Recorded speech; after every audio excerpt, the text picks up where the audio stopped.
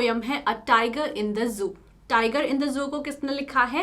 Leslie Norris ने लिखा है। तो जब हमने ये पोयम पढ़ी थी हमको पता चल रहा था कि हमारे जो पोएट हैं वो बात कर रहे हैं एक टाइगर की जो जू में बंद है, ठीक है। हमारे पोएट बताते हैं कि उसकी असली जगह तो जंगलों में होनी चाहिए जहाँ पे वो खुले से घूम रहा है, शिकार कर रहा है, लेकिन अभी तो वो फिलहाल जू में बंद है। तो इसकी थीम क्या है? Mental condition of a caged tiger. वो बता रहे हैं कि जो जू में टाइगर बंद है वो बहुत दुखी है, वो आसमान को देख रहा है, सोच रहा है कि वो कब बाहर निकलेगा, ठीक है।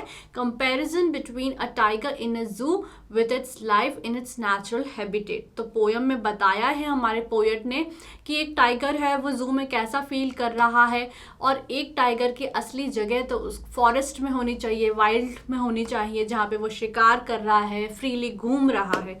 Highlights contrast between freedom and captivity, यानी फ्रीडम से जब टाइगर घूम रहा है तो उसका अलग एकदम स्वैग है, वह अलग ही मज़े में घूम रहा है, लेकिन जब वो जू में है तो वो बहुत गुस्से में है, धीरे धीरे वॉक कर रहा है, विजिटर्स की तरफ ध्यान नहीं दे रहा है, ठीक है।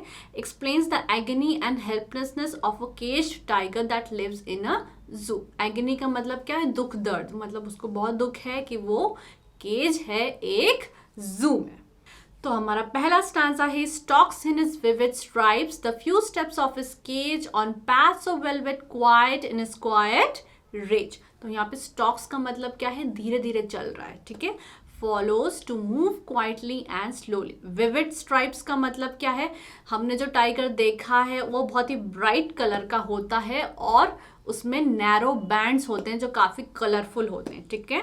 तो यहाँ पे विविड का मतलब है ब्राइट कलर और स्ट्राइप्स का मतलब है लॉन्ग नैरो बैंड्स। और उसके पैड्स कैसे हैं? यानी उसके पॉज को वेलवेट पैड्स बोला है क्योंकि वो बहुत ज़्यादा सॉफ्ट होते हैं वेलवेट की तरह, ठीक है। तो यहाँ पे पैड्स बोला है, pause of tiger soft part.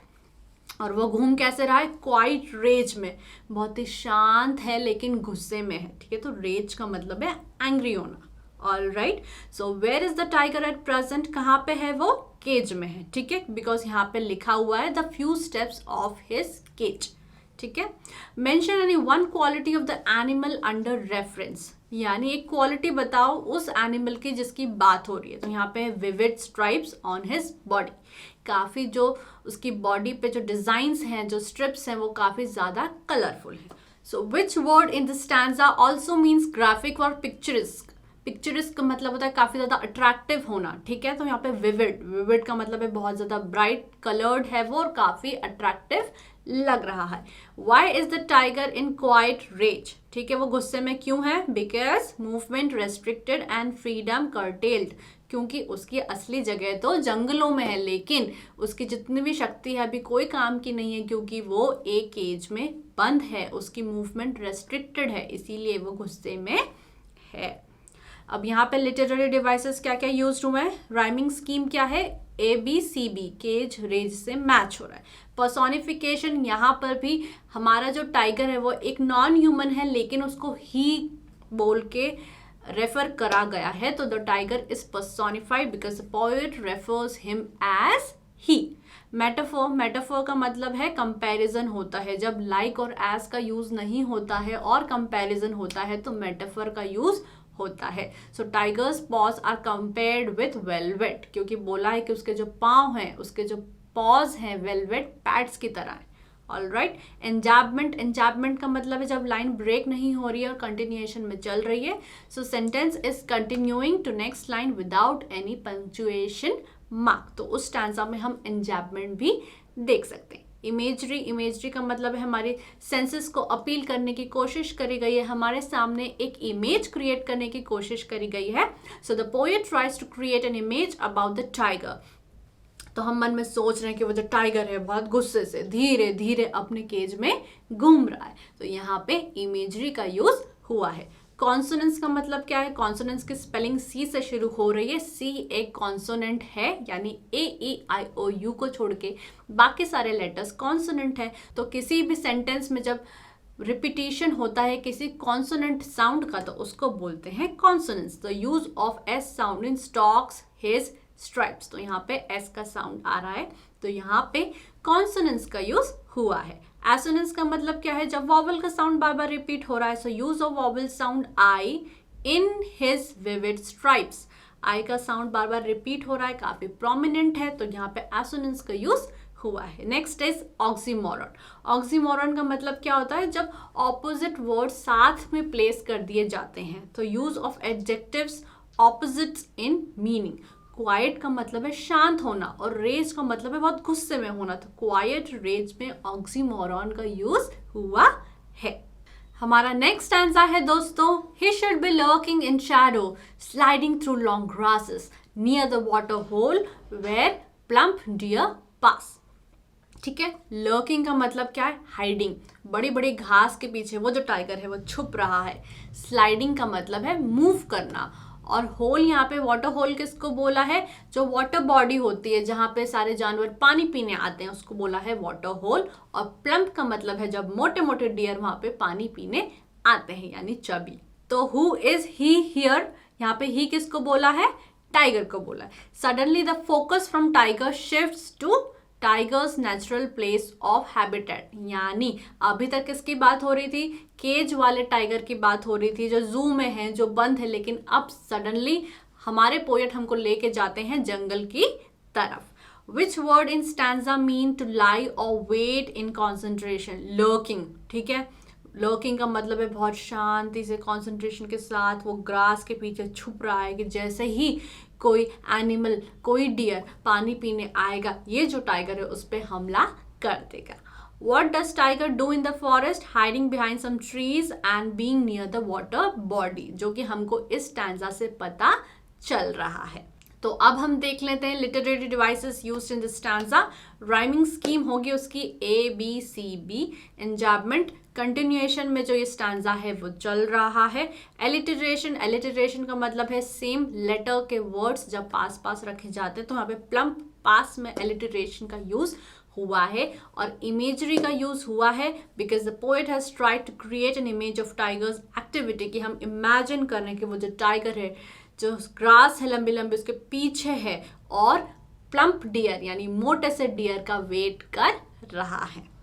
हमारा नेक्स्ट स्टैंजा है दोस्तों, he should be snarling around houses at the jungle's edge baring his white fangs his claws terrorizing the village. तो स्नार्लिंग का मतलब है गुस्से में जब एनिमल साउंड बनाता है, warning sounds made by the animals, उसको बोलते हैं snarling.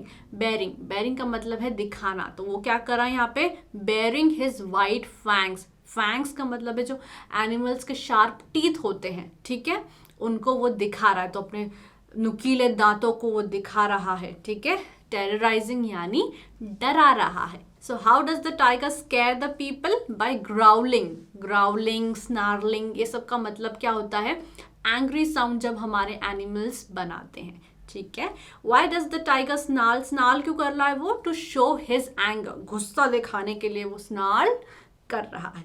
Which word in the stanza is the antonym of the word approve और कमेंट। ठीक है, अप्रूव का मतलब है सहमति दे देना और स्नार्लिंग का मतलब क्या है, गुस्सा करना, असहमत होना। तो यहाँ पे एंटोनिम यानी कमेंट या अप्रूव का ऑपोजिट वर्ड क्या हो जाएगा, snarling. Okay, how does the tiger show his presence, वो गांव वालों को अपने प्रेजेंस कैसे दिखा रहा है, अपने लंबे लंबे दांत दिखा के, क्लॉज दिखा के और एंग्री साउंड बना के यानी ग्राउल करके। So the literary devices used in this poem, rhyming scheme क्या है, ABCB। ठीक है, एंजाबमेंट कंटिन्यूएशन में चल रहा है, he should be snarling around houses at the jungle's edge. ठीक है, तो लाइन ब्रेक नहीं हुई है, सेंटेंस ब्रेक नहीं हुआ है और कंटिन्यूएशन में चल रहा है। दोस्तों हमारा नेक्स्ट लिटरेरी डिवाइस है ओनोमाटोपिया। ओनोमाटोपिया का मतलब होता है when the word is making the sound it is describing, जैसे म्याऊ। ठीक है, तो म्याऊ साउंड भी वही बना रहा है और वर्ड भी वही है, तो यहाँ पे स्नार्लिंग में ओनोमाटोपिया का यूज हुआ है। एसोनेंस का मतलब क्या है, किसी वॉवल का साउंड रिपीट हो रहा है, तो यहाँ पे देखिए ओ और आई, ओ कहाँ पे, शुड अराउंड हाउसेस, और आई का sound bearing his white his, तो यहाँ पे आई का साउंड। ठीक है, तो यहाँ पे एसोनेंस का यूज हुआ है। कॉन्सोनेंस का यूज कहाँ पे हुआ है, हिज फैंग्स हिज क्लॉज, तो यहाँ पे एस का साउंड बहुत निखर के आ रहा है, तो यहाँ पे कॉन्सोनेंट्स का यूज हुआ है।